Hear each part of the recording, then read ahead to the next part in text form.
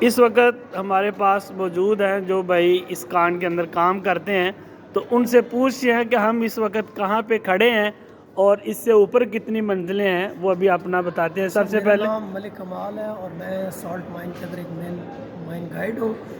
جس چوک سے سر آپ نے ٹرن لیا اس چوک کا نام ویسٹوں کی دلچسپی کے لیے چاندنی چوک، لائٹ چلی جائے تو اندھیرا چوک۔ مائن کے 17 لیول ہیں، 5 اوپر ہیں، چھٹے پہ آپ ہیں، 11 نیچے ہیں۔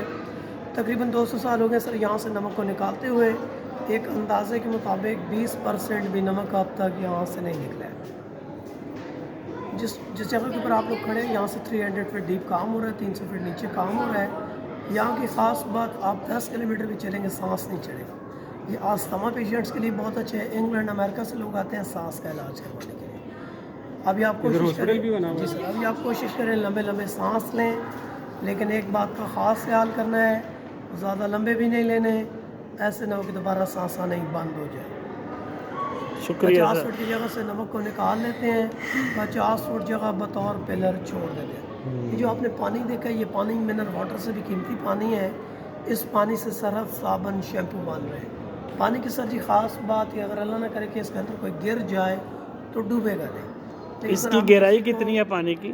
یہ سر 10 فٹ سے لے کر 150 فٹ تک گہرے تالاب ہے۔ یہ جو آپ کو تالابوں کے نیچے نظر آ رہے ہیں یہ اوپر والے کا عکس نظر آ رہا ہے۔ فار ایگزامپل آج بارش ہوگی، 2 ماہ کے بعد پانی مائن کے اندر آئے گا۔